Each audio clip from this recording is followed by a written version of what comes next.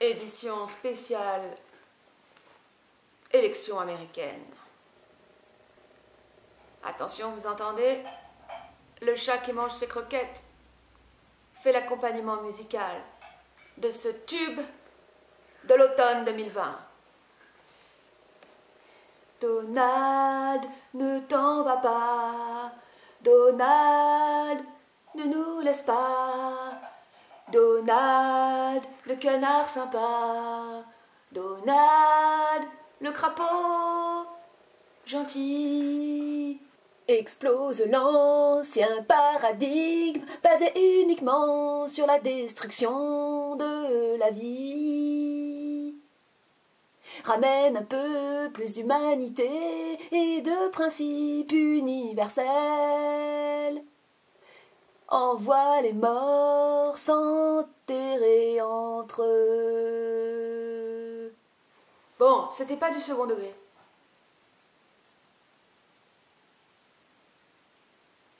J'ai pris conscience que, bah oui, c'est vrai que je l'aimais, ce bon vieux Donald. Ce bon vieux canard à tête de crapaud sympa.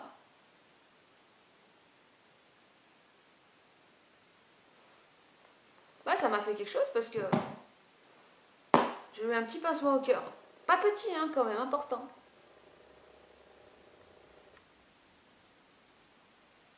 Ouais, j'étais occupée pendant les résultats du premier tour. J'étais occupée, je sais plus ce que je foutais. Des tartes aux poires, des... J'avais la tête ailleurs et puis j'allume mon téléphone. Qu'est-ce que je vois pas? Une fiche Wikipédia. Joe Biden élu 46e président des États-Unis. Non, Joe Biden 46e président des États-Unis. Fiche Wikipédia et tout. Wow. Là j'ai bloqué, là. Là j'ai bloqué. Ah ouais, ouais. C'est là que cette merveilleuse chanson m'est arrivée dans la tête. Et j'ai vu ce bon vieux Donald et j'ai cru que j'allais pleurer parce que je veux pas qu'il s'en aille. Ah non. Non, non, non, non. Mais vous inquiétez pas, hein. Il va pas partir. J'étais censée passer un sketch qui a été fait par un acteur américain déguisé en Trump qui fait une crise, un caprice dans une classe d'école et il se roule par terre et on dirait vraiment Trump. Mais bon, ça me l'a bloqué, enfin YouTube l'a bloqué parce qu'il y a les droits d'auteur. Pourtant j'ai filmé mon écran, mais bon. Ça repère aussi le son, je pense, donc du coup je la mets pas, je la mets dans la description. Et c'était intéressant parce que cette caricature, elle révèle quelque chose qui est aussi présent chez Trump, c'est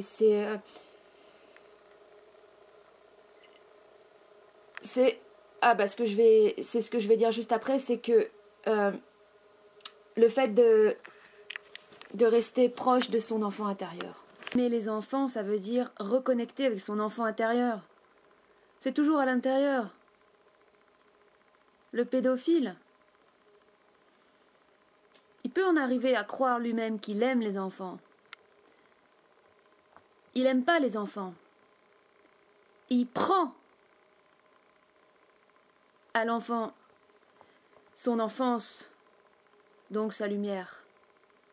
Donc c'est le pire des prédateurs. C'est parce que il est lui-même totalement atterré. Il n'a plus aucun lien, il a perdu définitivement tout lien avec lui-même. Le pédophile ne s'appartient absolument plus.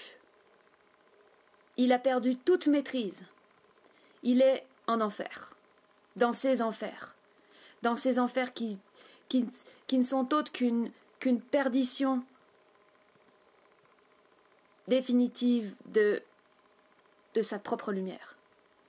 Qu'il vient voler à l'extérieur parce que l'enfance, c'est la lumière. Donc j'ai de la sympathie pour Trump parce que il craint pas l'autodérision. Il craint pas de se montrer dans tous ses aspects. Et ça c'est beau parce que c'est authentique. ça ressemble presque à de l'humanité. Petite note à tous les Français qui ont un problème encore avec l'Amérique, parce que moi je l'ai eu ce problème. J'étais allergique à l'Amérique, à l'esprit américain. J'ai vécu 3 mois à Vancouver, et du coup je me tapais les chaînes télé, je voyais la vulgarité, je voyais cette fausseté, cette immondice d'absence de culture et de fausseté des plateaux télé américains. J'étais allergique à la vulgarité, mais parce que nous les Français, on aime le raffinement, on aime la culture, on aime surtout se la péter. On est surtout hyper orgueilleux, hyper arrogant. On se croit encore la lumière du monde à cause des droits de l'homme, à cause que on se prend pour les porteurs de lumière. Mais l'Amérique, par ses excès, c'est la purge même. Oui, c'est le continent de tous les excès. Tout est grand, que ce soit l'Amérique du Nord ou du Sud, tout est plus grand là-bas. Tout est amplifié. Donc, le pire comme le meilleur, c'est les avant-gardistes, les Américains, toujours.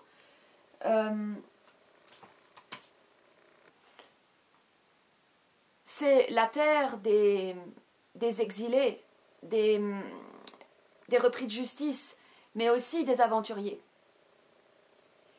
Des âmes éprises de nouveautés. Nous, en Europe, on croupit sur nos ruines. Et on se complaît dans le passé. C'est de la pourriture. Alors, il faut voir l'intelligence des excès. Et l'intelligence aussi de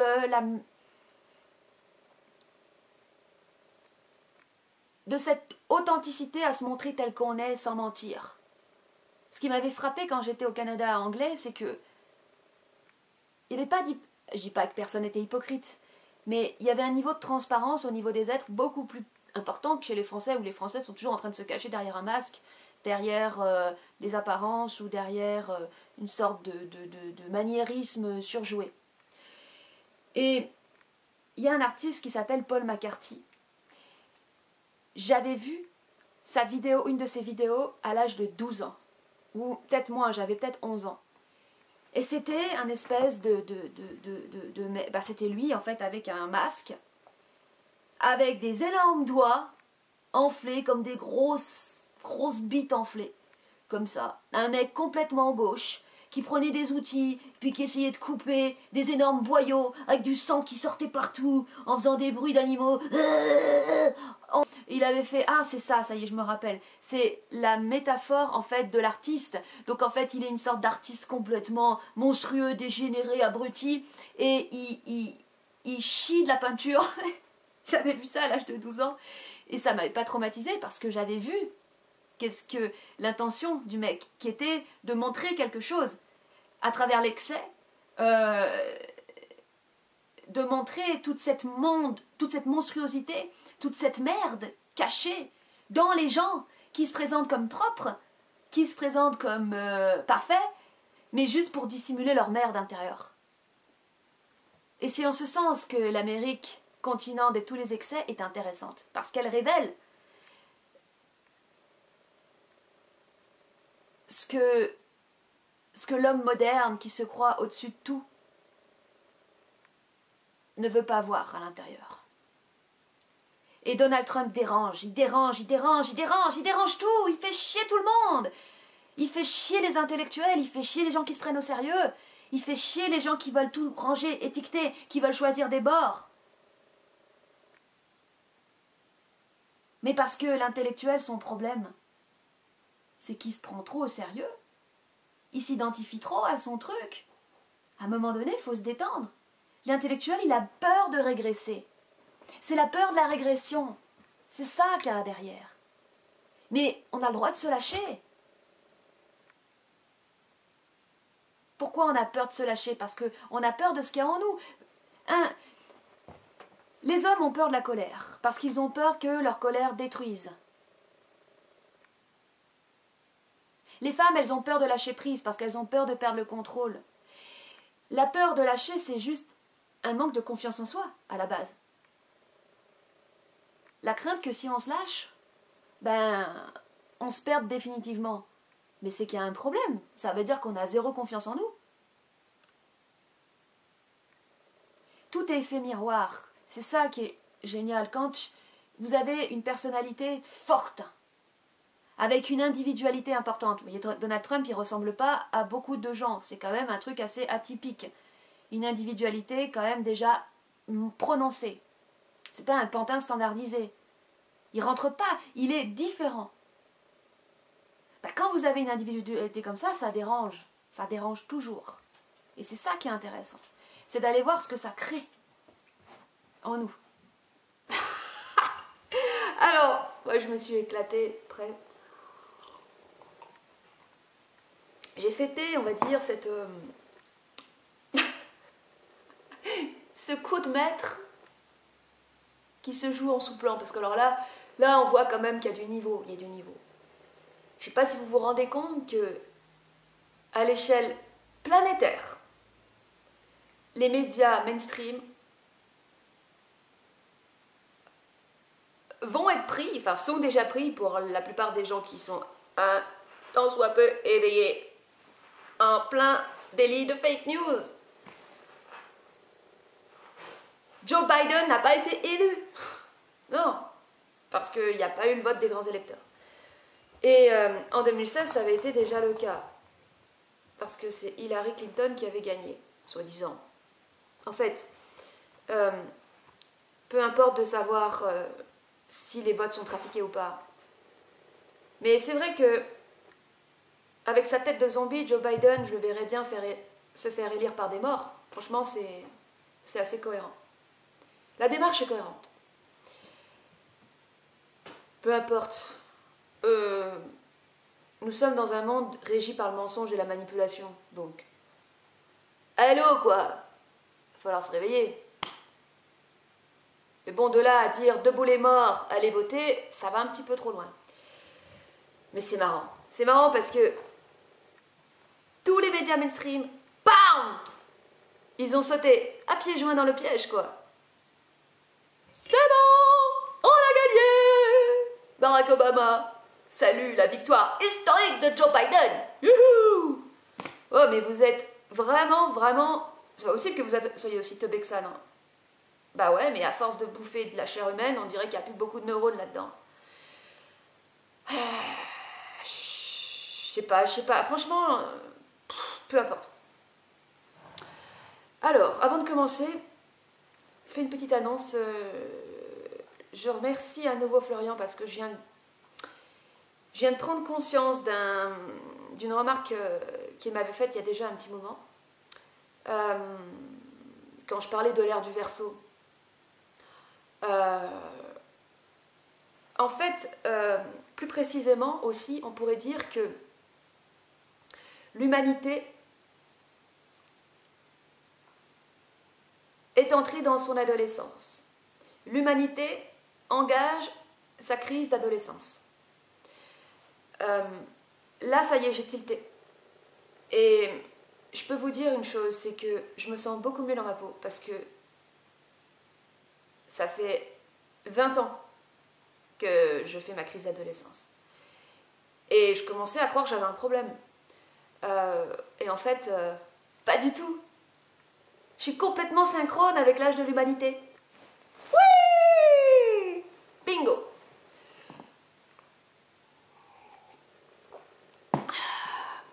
La pire chose, ce serait de ne pas faire cette crise d'adolescence. Les individus, les personnes qui n'ont pas fait de crise d'adolescence, qui symboliquement, psychanalytiquement parlant, n'ont pas tué leur père, n'ont pas tué leur mère, ne peuvent pas s'individualiser. Ça ne marche pas. Ils deviennent les copies conformes de leurs parents, donc ça veut dire des conditionnements socio-culturels et de pensée dont ils ont hérité. La crise d'adolescence, c'est une étape fondamentale dans le développement de la personne. Il y a une étape, également qui est fondamental, vous allez voir c'est rigolo, c'est de réaliser que le Père Noël n'existe pas. Il faut croire au Père Noël, même si aujourd'hui les enfants sont tellement évolués qu'ils n'y croient plus. Enfin la plupart, je veux dire, ceux qui sont vraiment évolués, ils ne croient plus au Père Noël. Mais moi de mon temps, on y croyait. Et j'en ai voulu à mes parents de m'avoir menti, de m'avoir cassé mon rêve. Et ce que j'ai fait, c'est que je me suis forcée à y croire pendant encore un an, avec quand même une certaine amertume dans la bouche. Et le jour où j'ai officialisé à ma propre conscience que j'avais compris que c'était un mensonge, je m'en souviens très bien. J'avais la haine, mais j'avais la haine pour mes parents. Et à cet âge-là, j'avais 7 ans. C'est intéressant, à l'écoute au montage, je m'aperçois que je prononce 7 ans comme Satan. Ça sonne comme j'avais 7 ans, j'avais Satan. Et ça, c'est très intéressant. Pourquoi? Parfois, une simple désillusion, une simple phrase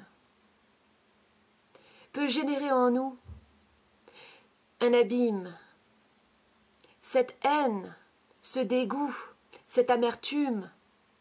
C'est une matière qui est à l'intérieur de nous. Et cette matière, elle peut créer sur le long terme quelque chose de monstrueux. C'est ça ce qu'on appelle les entités. Les entités, ces altérités non intégrées, grandissent dans ce terreau. Ça peut grandir dans la terre de l'humiliation. Ça peut grandir dans la terre de la nostalgie, dans la terre de la mélancolie, dans la terre du regret, dans la terre de l'amertume. Et ça grandit, et ça grandit, et ça grandit, et ça nous détruit.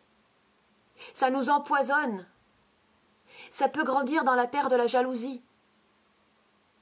La jalousie qui vient forcément d'une blessure d'infériorité, donc d'humiliation. Et ça grandit et ça nous détruit. Et ça peut même aller jusqu'à nous envoyer des paroles obsessionnelles dans la tête, ça peut nous envoyer des voix dans la tête. Moi, j'ai jamais eu ce phénomène, j'ai jamais entendu de voix dans ma tête, mais je sais que ça existe. Ces personnes qui entendent des voix, c'est petits satans à l'intérieur, c'est des boules de haine, c'est des boules de non-amour qui ont pris des proportions ingérables à l'intérieur. Et alors, il y a des individus qui ont besoin après de passer par des soins alternatifs, des désenvoûteurs, des magnétiseurs, des exorcistes, parce qu'ils ne comprennent pas, parce qu'ils n'ont plus de distance, plus aucune distance sanitaire, j'aime bien utiliser ce terme, plus aucune distance sanitaire par rapport à leur propre altérité. Et parce que c'est bloqué, c'est verrouillé, parce que pour aller voir, il faut redescendre, il faut aller en profondeur pour trouver ce petit événement, ce micro-événement qui a amené cette blessure et qui a amené ce poison.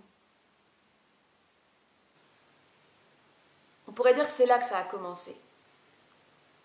Et ce que je veux dire, c'est que ça a commencé la crise d'adolescence, en fait.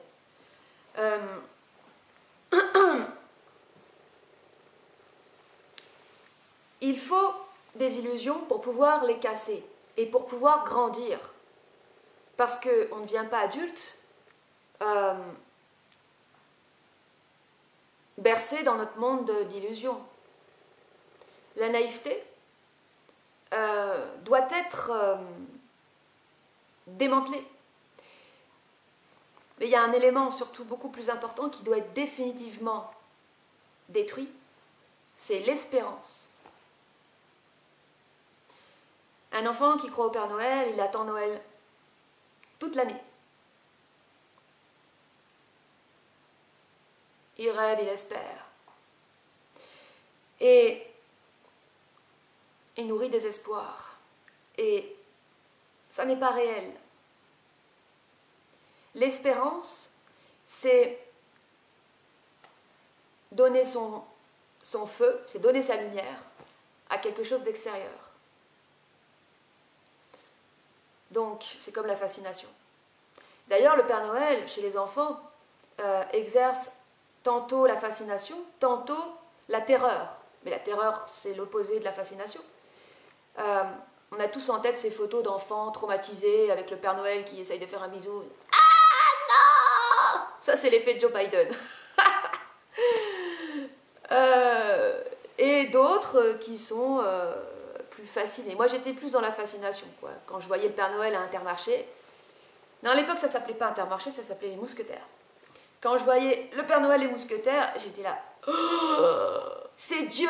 Enfin, je croyais pas en Dieu. Par contre, c'est intéressant parce que je croyais pas en Dieu. À l'âge de 5 ans, j'avais demandé à ma grand-mère paternelle pourquoi les hommes avaient inventé Dieu. Faut le faire quand même, hein? Et étrangement, je croyais au Père Noël. Et étrangement encore plus, j'avais capté que la petite souris, c'était mon père, parce qu'un soir où j'avais mis ma dent, je m'étais pas bien endormie, il ouvre la porte et je vois sa silhouette, je fais « Oh d'accord, ok, c'est lui. Je vais faire comme si je dors pour pas casser son délire. » Parce qu'un enfant est intelligent. Il voit que son parent se reconnecte à son enfant intérieur à travers lui, donc il va faire en sorte de pas lui casser son rêve à lui, pour lui permettre de rêver encore un peu. Donc je lui ai fait croire le lendemain, ah super, la petite souris elle m'a amené une pièce, ah je suis contente. Et ouais, j'ai joué le jeu. Là ça m'a moins choqué qu'elle n'existait pas, parce que j'étais moins fascinée par la petite souris que le Père Noël.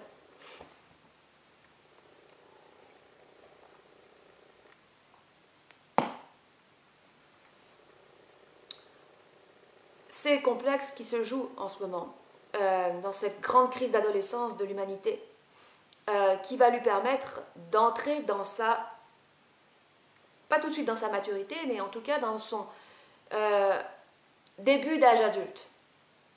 Mais pour ça, les illusions doivent être définitivement cassées, brisées, et l'espoir également, l'attente d'un sauveur également. Puis il y en a qui ne sont pas encore bien réveillés par rapport à ça.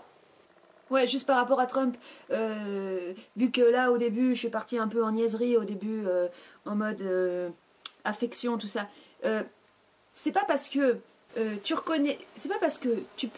En fait, on peut reconnaître l'intelligence d'une personne. On peut avoir de l'affection pour une personne, même quelqu'un de haut placé, même un homme d'État. C'est pas pour autant que tu vas lui donner ton consentement, lui donner ta lumière. C'est juste parce que tu as reconnu qu'il y avait une part de toi en lui, en fait. Ce côté déconneur, ce côté de pas se prendre au sérieux, c'est ça. Mais du coup, c'est une partie de toi que tu aimes, en fait. C'est pas... Tu ne dépossèdes pas de ta lumière et de ton amour. Puis heureusement qu'on peut avoir de l'affection. Moi, quand je vois l'intervention de Fabrice Lucchini sur France 2 avec Delahousse, il est complètement sincère. Il souffre, ça se voit qu'il en chie, mais il est sincère. Ben moi, je l'aime. Mais parce que j'aime cette part de réel qui résonne en moi. Donc c'est ça, la différence, c'est de voir, d'être en mesure de reconnaître ce qui est commun, en fait, chez l'autre et en nous-mêmes. C'est ça qui fait l'humanité, en fait. Et aussi le défaut, des fois, en cassant en cassant les illusions, c'est qu'après, on en devient totalement insensible. Et on veut se couper même de nos sentiments. Et c'est pas forcément... Enfin bon, comme je disais, les sentiments, c'est quand on s'y identifie le problème. Hein. C'est pas les sentiments en tant que tels. Et on a encore à un moment donné, vu qu'on est dans la purge de la crise d'adolescence, on va passer par tout l'arc-en-ciel des émotions, des sentiments. Il y a tout qui remonte. Il y a tout. C'est la grande tornade, là. La grande tornade et chacun est amené à vivre son drame. À vivre dans sa crise d'adolescence son grand drame. Vous observez autour de vous, vos proches, des amis vivent leur drame, ou leur pièce de théâtre. Ils revivent tout ce qu'on avait mis dans l'ombre, tout ce qu'on voulait pas voir. Là, ça y est, ça remonte. Là, il faut régler toutes les affaires, tous les non-dits, toutes les dissensions. Faut tout régler en ce moment. C'est ce qui précède les grands changements d'ailleurs, toujours. Hein. Il y a plusieurs, enfin, si vous voulez, tout le monde n'est pas dans la même ligne de temps, en fait. Donc il y a des événements qui se produisent sur la scène internationale, mais comme toutes les personnes ne sont pas positionnées sur la même ligne de temps, en fonction des événements, chacun va emprunter une ligne de temps plus ou moins qui est la sienne. Et ça, il faut respecter, très important. J'en profite un truc pour dire qu'il manque un truc dans la Déclaration universelle des droits de l'homme qui est quand même le fondement, les bases des lois de l'homme universel, mais il manque le respect. Qu'est-ce qui sous-tend les trois grands principes de la Déclaration universelle des droits de l'homme?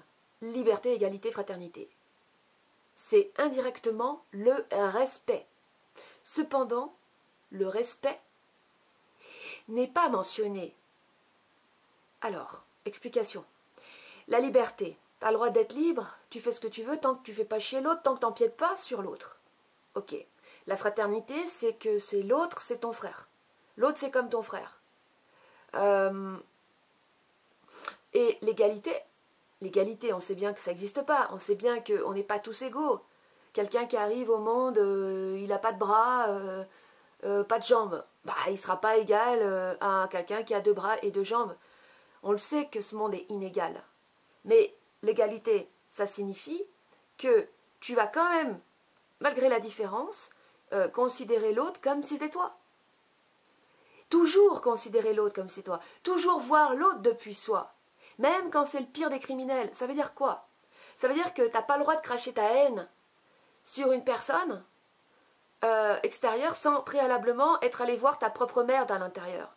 Ça ne veut pas dire que on te fout une baffe, tu vas tendre l'autre joue. Ça ne veut pas dire ça. Ça ne veut pas dire soumission. Parce que ça veut dire respect. Ça veut dire que l'autre, non plus, n'a pas le droit d'empiéter sur toi. Et si jamais il le fait, c'est de par le respect envers toi-même de lui en empêcher. Et oui, c'est le respect qui sous-tend tout. Mais le problème avec cette déclaration universelle, c'est que, enfin c'est pas que c'est le problème parce qu'en fait c'est une question de maturité de l'humanité. C'est que c'est très bien, ça a été écrit, ok, ça n'a pas été respecté. Pourquoi? Pourquoi? Mon explication. Pourquoi est-ce qu'on est allé faire la guerre dans le monde pour faire imposer notre truc? Tu parles d'une démocratie, ça, démocratie qui vient s'exporter dans le monde par la guerre. Waouh. Non. Pourquoi? Parce qu'on n'a pas intégré en nous-mêmes ces grands principes. Tout simplement, déjà, on ne se respecte pas soi-même. Ça commence là. Le principe de liberté, égalité, fraternité, on ne se l'applique même pas à soi-même. Qu'est-ce qu'on veut aller le faire respecter pour les autres? Et ouais. Donc, ça commence d'abord envers soi-même, après dans la cellule couple ou dans la cellule famille. C'est d'abord un principe individuel. Et oui. Donc là, vu qu'on est en pleine crise d'adolescence de l'humanité, qu'est-ce qu'on fait d'un adolescent qui pète son câble? Et on a besoin de péter notre câble. Vous observez à quel point les gens ils pètent leur câble autour de vous. Tout le monde règle ses comptes. Toi, c'est toi qui m'as pourri la vie toutes ces années. Oh, bah, des choses comme ça. Ah, je me rappelle, c'est parce que quand j'avais 5 ans, on m'avait dit ça. Ah. Et puis il y a tout qui remonte, il y a tout. Ça, c'est la crise d'adolescence. Qu'est-ce qu'on fait d'un adolescent quand il pète sa crise? Bah, enfin lui-même, il va s'isoler. Il va s'isoler parce que il sait que sinon il va pouvoir potentiellement faire des dégâts. Moi, pendant ma crise d'adolescence, j'avais besoin de m'isoler dans ma chambre, d'écouter ma musique de dingue pour être dans ma cellule et pour faire mon travail de transmutation de ma souffrance dans mon coin. Et oui, je lisais Nietzsche. Je lisais Nietzsche parce que c'était la seule philosophie réelle qui venait résonner vis-à-vis de ma souffrance et vis-à-vis de mon besoin de mon besoin de transcendance. En fait, moi, ma crise d'adolescence, elle a été sur plusieurs niveaux. Enfin, de toute façon, elle n'a jamais trop terminé. Et d'ailleurs, je suis contente parce que c'est toute l'intensité qui vient de là. Et tout part d'une opération qui a mal tourné. D'une opération chirurgicale qui a mal tourné. Basée sur la bouche. Et moi, tout est basé... Tout vient de la bouche. Bref. À la lecture de Nietzsche,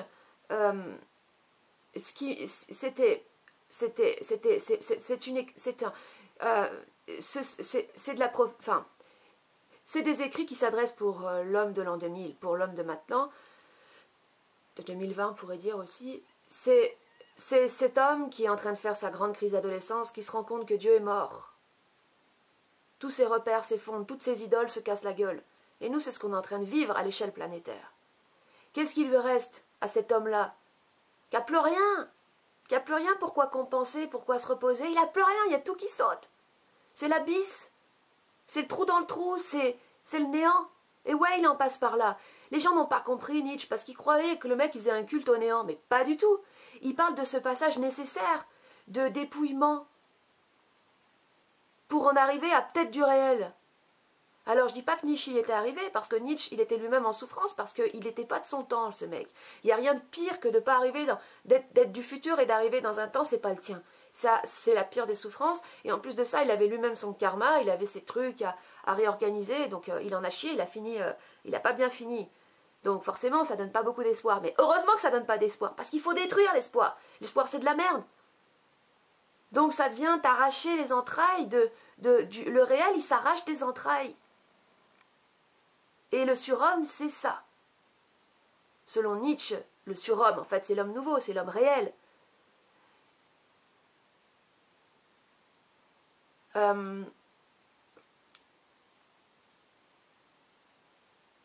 C'est un drame qui se vit à l'intérieur.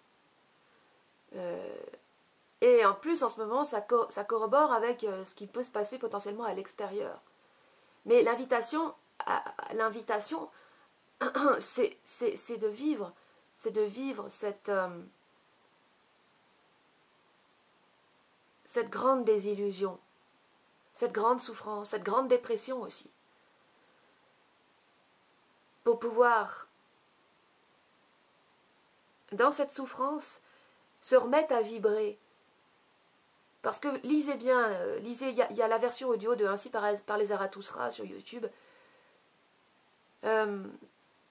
Cet homme réel, c'est un homme qui tombe, c'est un homme déçu de la mécanicité de la vie. C'est un homme c'est un homme suicidaire à la base. Il est suicidaire parce qu'il a envie de se suicider à ce monde faux, à ce monde d'artifice, à ce monde d'hypocrisie, à ce monde de faux semblants. Il veut mourir à ça pour naître à autre chose. Bien sûr que c'est pas des notions qu'on peut parler conceptuellement. Quand vous écoutez Satprem, c'est un homme qui a vécu les camps de concentration. Il est allé physiquement dans son corps jusqu'au bout de ce qu'on peut aller. Il s'est débarrassé définitivement de toute forme d'espoir. Ah bah oui, quand vous êtes dans une cellule, que vous ne savez pas si aujourd'hui vous allez mourir ou pas, et ça c'est tous les jours pendant plusieurs années, il n'y a plus aucune humanité là-dedans. Ou ce qui se passe aussi dans le film enfin ça c'est un film je veux dire, mais pour donner un aperçu, parce que nous on vient d'un monde de confort, d'artifice, de superficialité, donc c'est très dur. La seule chose qui peut nous permettre d'aller dans ce réel, c'est notre crise, c'est la souffrance, c'est notre crise d'adolescence qui vient des fonds des entrailles de notre être. Sinon on est juste des Nabila, des bimbos, des petits-fils à papa, des rien, des bouts de zob. Je dis ça sans connotation péjorative, hein, c'est une réalité. Quand vous êtes dans cette cellule, vous ne savez pas si vous allez crever ou pas, vous ne pouvez plus rien vous raccrocher à quoi? Il n'y a plus, comme dit Satprem, il n'y a plus de philosophie qui tienne, il n'y a plus de principes, il n'y a plus de concepts, il n'y a plus rien. Et pourtant, c'est là que tout émerge. Comme dans le film V pour Vendetta. Ce film est extraordinaire, il est super intéressant. L'initiation. Mourir à son illusion. Mourir à son conditionnement, mourir à son personnage. Ça veut dire traverser la peur. Il ne doit plus y avoir aucune peur après ça. Plus aucune. On ne peut pas devenir réel si on ne s'est pas définitivement débarrassé de la peur de mourir. Mais ça ne veut pas dire ça veut pas dire qu'on devient insensible. En soi, ça ne veut pas dire qu'on est complètement débarrassé de la peur. Il peut toujours y avoir un petit sursaut. Mais il y a quelque chose d'autre qui est établi comme contact avec une dimension où, quoi qu'il arrive, de toute façon, on n'est pas complètement de ce monde et on est dans ce monde. On ne va pas fuir ce monde. La fuite, c'est une erreur. croire qu'il faille s'échapper, c'est la plus grande des erreurs. On est dedans, complètement, intégralement. Mais on sait aussi qu'on a aussi une partie qui est d'ailleurs et qui est là en même temps et qui n'est pas séparée. C'est cette réorganisation, ce rebranchement dimensionnel qui est en train de s'effectuer en ce moment. Et ça ne se fait pas sans se débarrasser des illusions. Parce qu'une illusion, une espérance, une adoration extérieure, c'est encore un lien qui nous empêche d'être connectés à l'intérieur de nous, qui nous retient. On peut en avoir besoin de l'espoir. On peut en avoir besoin de croire en Dieu pour supporter la souffrance de cette existence. Bien sûr. Et après, ça dépend de la maturité. Est-ce qu'on est prêt à lâcher avec ça? Est-ce qu'on est prêt à faire le grand saut? Tout le monde n'est pas prêt.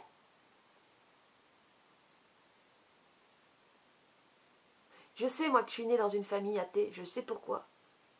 Athée, pas complètement, parce que ma grand-mère croyait en Dieu, et elle croit toujours, et sa foi est magnifique, sa foi est réelle, sa foi est forte, et lui amène tellement de force, de puissance de vie dans son existence. Moi, je serais stupide de dire que la foi, c'est mauvais. Non, c'est pas mauvais du tout. La foi, c'est très très puissant, la foi. Mais je sais que si je suis née dans une famille athée, que j'ai grandi avec des principes d'athéisme, c'était pour que lors de ma crise d'adolescence, je ne me raccroche à rien. Je n'ai plus rien à me raccrocher. J'étais hantée au fin fond de mes entrailles par la finitude et la disparition de la race humaine. Ça ne me dérangeait pas de mourir, mais je ne voulais pas que la race humaine disparaisse. Ça me terrorisait. Le néant, j'étais terrorisée par le néant. Et ça a duré, cette terreur. Donc, en étant terrorisée par le néant, j'étais dans le néant. J'avais plus rien pour me dire « Ah, la vie vaut peut-être quelque chose. » Non. Et tous ceux qui étaient là-dedans, tous ceux qui étaient dans « Oh, ben on verra bien demain. » Toutes ces phrases conditionnées qu'on dit toujours « Qui vivra verra. » Oh, ben demain est un autre jour. Bon, la nuit porte conseil. Tous ces trucs, j'en pouvais plus. Ça me foutait, ça me donnait envie de vomir. Tout ce qui était faux, ça me foutait la gerbe. Ça me foutait la gerbe tellement j'ai fait des trucs, en plus je passais par l'artistique. Je me souviens, j'avais récupéré même mon pot que j'avais quand j'étais bébé pour faire caca. Et je l'avais complètement recouvert de tous les bouquins que je ne pouvais plus lire parce qu'ils étaient faux. J'avais pris tous mes jouets que j'avais emballés dans ces bouquins et j'avais balancé de la confiture, des produits organiques pour représenter la merde et pour dire que tout ça, j'avais envie de le chier. J'en voulais plus. Et il n'y avait plus que Nietzsche qui me faisait vibrer. Mais il n'y avait pas d'espoir là-dedans. C'était désespérant, bien sûr, il n'y avait pas d'espoir.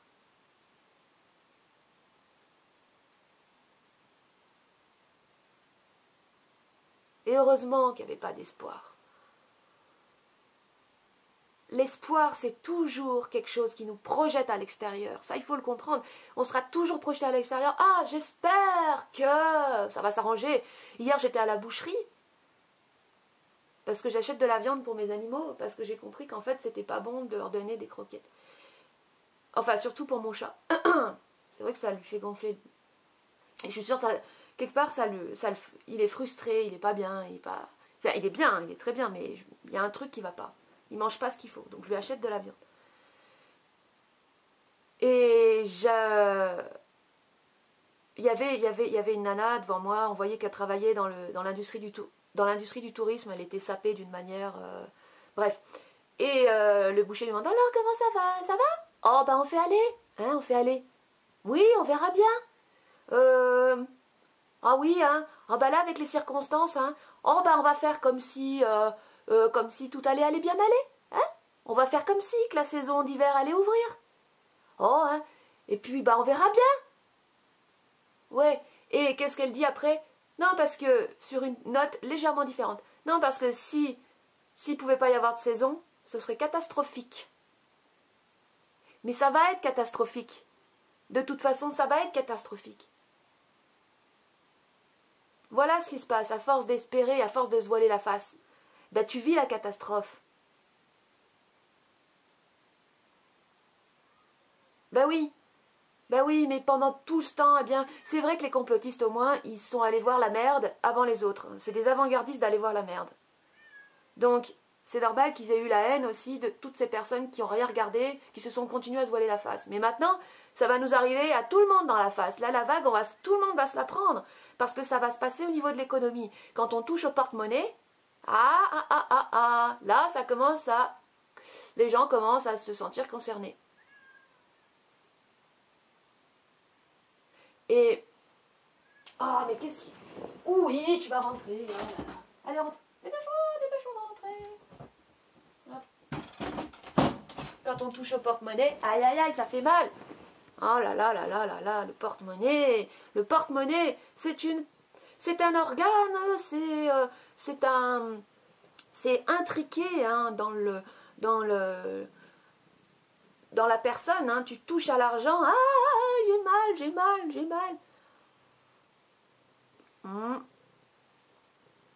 Je me souviens, il y avait une fois un mec, c'était qu'on appelle ça là, vous savez, le festival d'art de rue, comment ça s'appelle déjà j'oublie les noms des villes. Bon, le plus grand festival d'art de rue en France, il y avait un mec qui avait fait un spectacle dans la rue, comme ça. Alors, il était pas programmé, hein, c'était lui, c'était son initiative. Et donc, moi j'étais arrivée, mais vers la fin. Et en fait, donc il faisait son spectacle et tout. Et à la fin, pour faire la manche, c'était super bien trouvé son truc. Plutôt que de faire la manche, de faire la quête plutôt, avec son chapeau et tout, il était en fait déguisé en fakir, le mec. Et en fait, il demandait aux personnes de prendre une aiguille et de lui planter un billet sur la peau. Donc en fait, son spectacle, c'était un spectacle de sorte de fakir, quoi. Il se faisait passer des trucs, enfin bon, dans la peau, machin.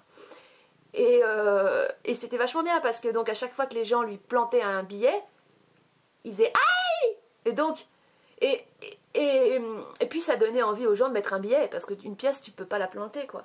Super bien trouvé le mec. À la fin, c'était son spectacle, il se retrouvait recouvert de billets quoi. Ouais. Dans les grands principes.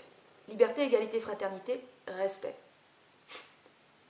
Il y a moyen que ça fasse rire de dire ça, mais parce que ça peut paraître un peu léger. T'es genre, toi, t'es le Christ, t'es crucifié, et t'es là. Non, mais vous avez oublié le respect. Et alors, vous en faites quoi du respect Ce que je veux dire, c'est que le respect,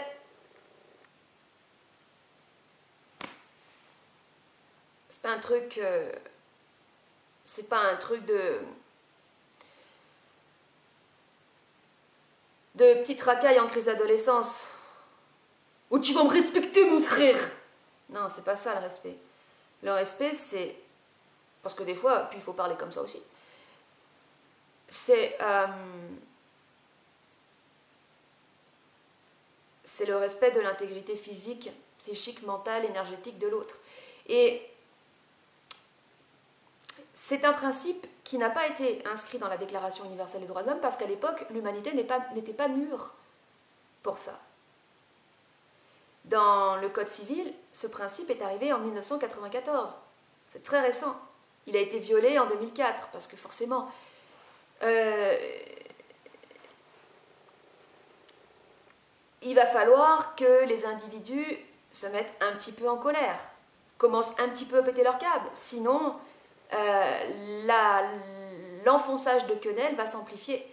J'ai vu un projet de loi à l'étude pour définir que le viol, la désignation de viol pour une victime dépendra de la profondeur de la pénétration. Ouais, on en est là en ce moment. Donc il va falloir que les individus séparément, pour moi c'est important que ce soit les individus séparément qui se positionnent individuellement, parce qu'on n'est plus dans les phénomènes de masse et de groupe. Des briefings, quand je dis qu'il faut qu'on pète notre câble individuellement, ça veut dire que ce processus de désillusion et de colère, c'est intérieur. Il ne s'agit pas d'aller péter des vitrines. C'est pas, le but, c'est pas ça.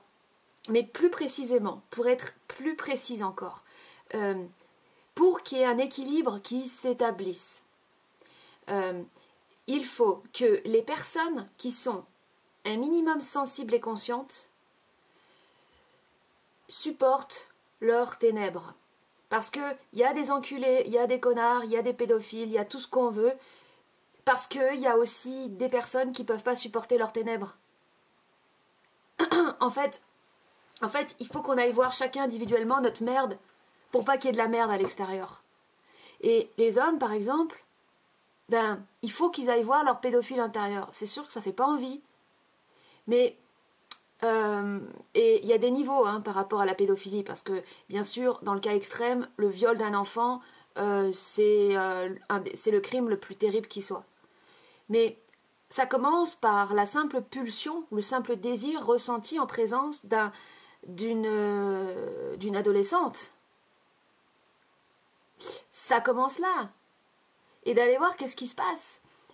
D'oser aller voir ce qui se passe à l'intérieur quand il y a ce désir qui se présente, quand il y a cette pulsion. Pourquoi? Et je suis en train de me poser moi-même la question. Parce que j'avais des amis hommes, et très peu sont en mesure de se livrer par rapport à ça. Pourquoi? Parce que s'ils se livrent à la femme là-dessus, ils savent que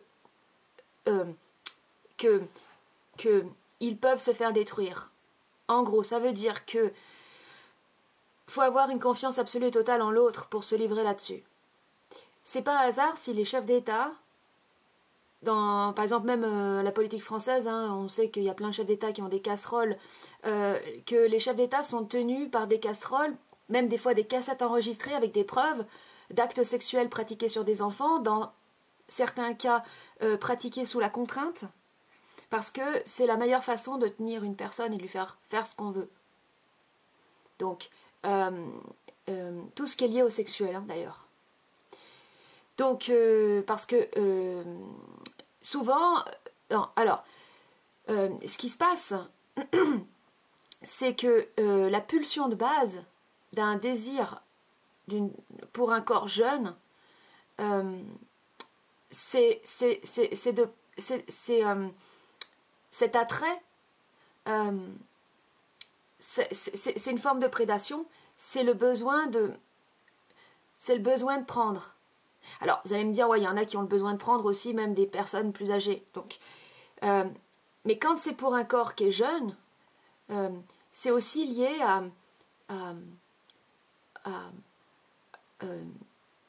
au besoin de lui prendre son âme, son innocence. Ça montre qu'on ne s'appartient pas à soi-même.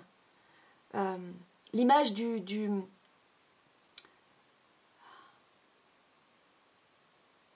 comme du démon intérieur qui est excité par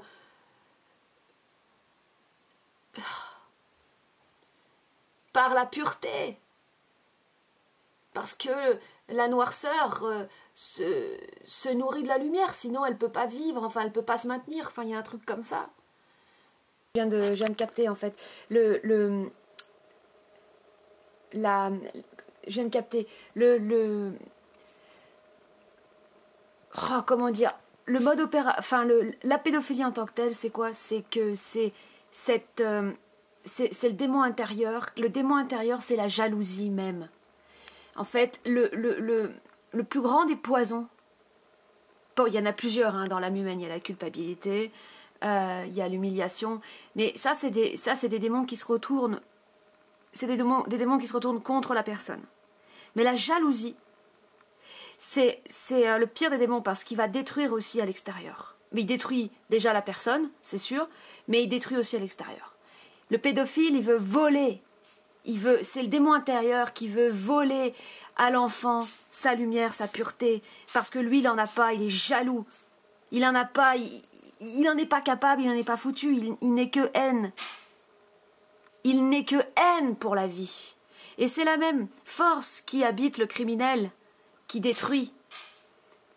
C'est qu'il est, il est tout entier dans la jalousie pour la vie, pour l'innocence, pour le bonheur, pour la pureté, pour la lumière en fait.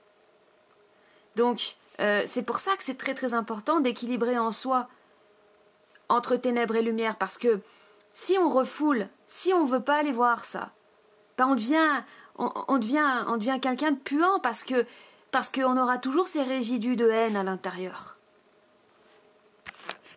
Donc, faut pouvoir aller voir ce truc-là de manière détachée, mais ne pas vouloir s'y confronter, c'est reporter. Et puis, il y a aussi un truc qui est insupportable, c'est le bidon bashing, il est aussi insupportable. Moi, quand je poste un truc sur bidon, c'est parce que c'est pas pour cracher c'est pas pour cracher mon poison sur un punching ball, parce que là c'est moi qui ai un problème à ce moment-là. C'est parce que j'ai décidé que j'allais pas non plus me couper de la vie, que j'allais pas non plus me couper de cette pièce, que j'avais moi aussi un rôle à jouer, de montrer des choses. Mais quand je le poste, c'est détaché. Je poste pas sous un coup émotionnel, même si je mets des émoticônes, c'est pour créer quelque chose, c'est pour créer des réactions, pour créer des électrochocs. Parce qu'on est là aussi pour faire bouger, pour secouer. On n'est pas juste là pour être des pantins amorphes qui se réfugient dans le Tao ou je sais pas trop quoi. Bon. Là où c'est délicat par rapport aux élections, c'est justement que de pouvoir aborder cette question avec une certaine plasticité, sans partir dans l'émotionnel, parce que la politique, pour que ça fonctionne en termes de technologie de programmation binaire, il faut bien sûr l'émotionnel. Ça, c'est l'élément, c'est la glu fondamentale, ça, c'est la glu qui fait que le truc fonctionne. Tu t'emportes. Alors, quand je dis que j'ai de l'affect pour Donald, ouais, il y a un petit début d'émotionnel, il y a quelque chose. Mais je peux pas non plus me couper de ça, parce que sinon, je suis plus humaine. En fait, je suis... Et le fait d'en parler, pour moi, le plus important, c'est bien sûr, c'est la transparence.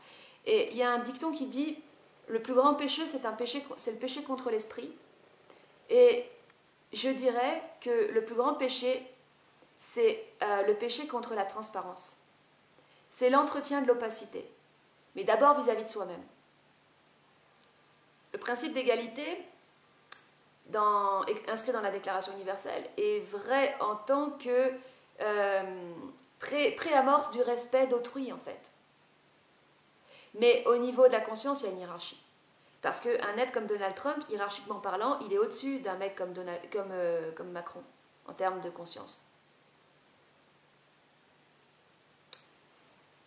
Et quand il y a des rencontres internationales diplomatiques entre les deux, on voit qui c'est qui est au-dessus de l'autre, qui c'est qui domine l'autre. La notion de domination,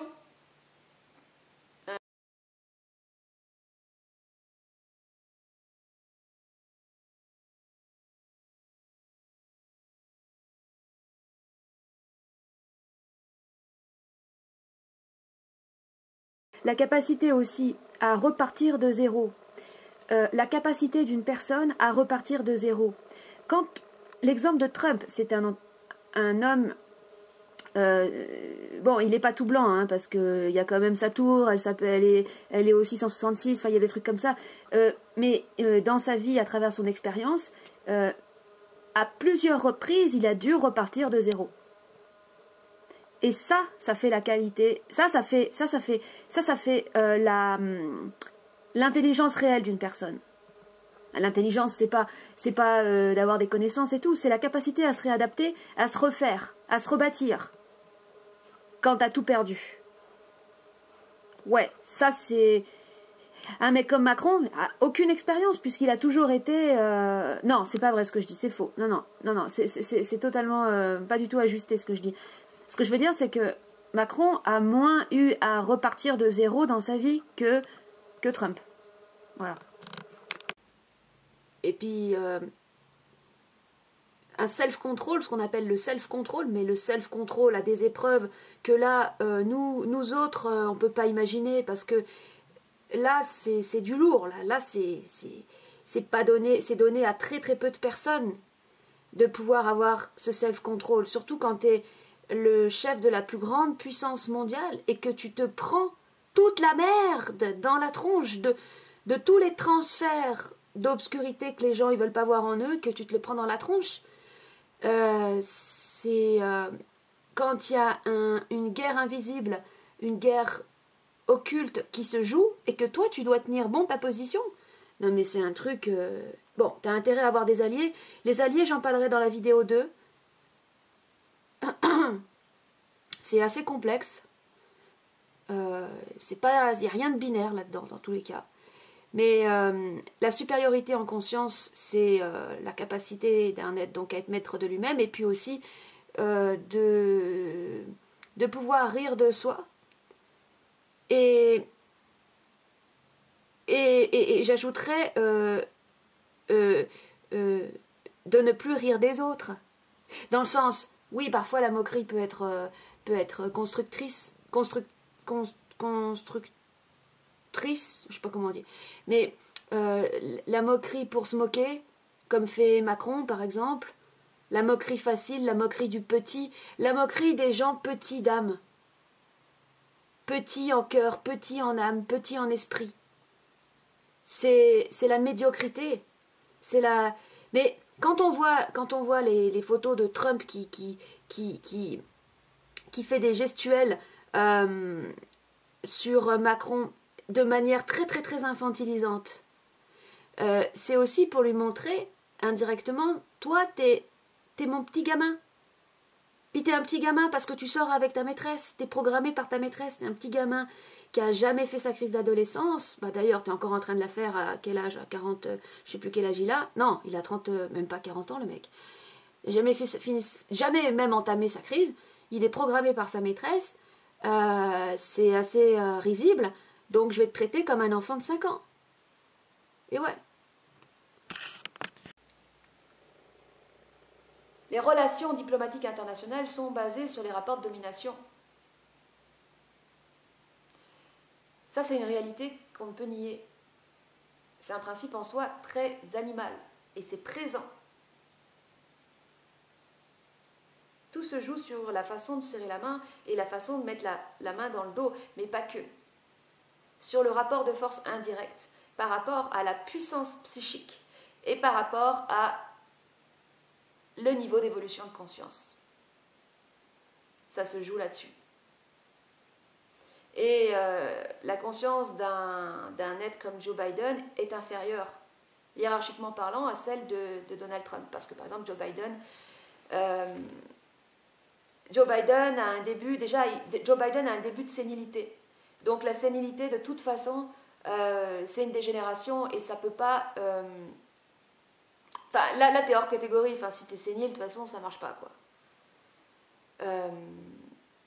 Donc, quand Trump il a fait le clip où il se fout de la gueule de Biden parce que c'est un zombie, non mais il fallait oser. Mais vous voyez, il y a des telles actions comme ça qui prouvent que là, on est à l'adolescence de l'humanité. Parce que moi, j'ai de plus en plus l'impression d'être dans un film, tellement que c'est abusé, tellement que c'est comique. Mais c'est... Comment est-ce qu'on peut encore se prendre au sérieux, là?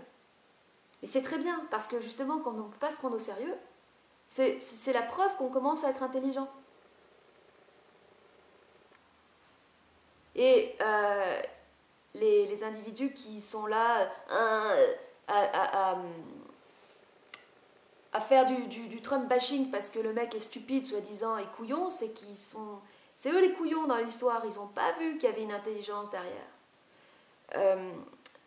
Trump sait comment gagner les élections. Comment il a gagné les élections en 2016? Grâce au vote des grands électeurs. Il les a mis dans sa poche. Il n'y a pas de démocratie de toute façon. Ça n'existe pas, la démocratie. En France, nous on est les champions de l'hypocrisie, nous. Ah, nous, on a plein de partis, on a toutes les couleurs. Tu veux du vert, on en a. Du violet, on en a. On a du rose aussi. On avait même le parti pour les chiens aux européennes. Pour défendre les animaux domestiques. Et les animaux. Oh, non, mais on a tout, hein. Bientôt, on aura peut-être le parti de Nabila. Enfin, non, Nabila, elle est hors compétition maintenant, mais... On a une super illusion de démocratie, on a la fête de la musique, on a la gay, on a tout, toutes les couleurs de l'arc-en-ciel. Bienvenue au monde des bisounours, quoi. Mais on a quand même le clivage gauche-droite, et on a quand même la programmation mentale, et on a quand même les mêmes trucages, les mêmes bidouillages, et le même plan qui advient, enfin, depuis toujours. Bon, c'est un peu une simplification ce que je dis là. C'est pas vrai. C'est pas vrai. Il y a eu des fois où c'était plus démocratique quand même, où il y avait plus un respect des votes.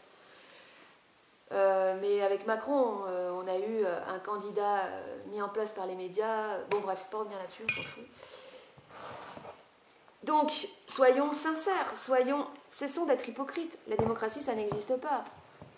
Ni en France, ni aux États-Unis. Donc, pour remporter les élections, quand on est un candidat à la présidence américaine, bah, il faut avoir les grands électeurs dans la poche. C'est tout. Et je vous conseille d'écouter l'émission Richard Glenn, Jean de Flore. Super, super calé sur la question. Parce que c'est vrai que nous les Français, on est largués par rapport à tout ça, parce qu'on... Enfin, moi en tout cas, moi j'ai été larguée, quoi, j'avais pas compris. Et c'est pour ça d'ailleurs que ça m'a fait l'effet au début, quand j'ai vu que c'était Joe Biden qui était passé, ça m'a fait le pincement au cœur, parce que j'y ai cru. Enfin, j'y ai cru. Alors, les relations entre Trump et sa femme. Je ne vais pas vous parler de l'intimité, parce que ça, bon, ça ne regarde pas. C'est intéressant. Vous savez qu'à un certain niveau, les couples, comme à l'époque chez les rois, c'est stratégique. Hein.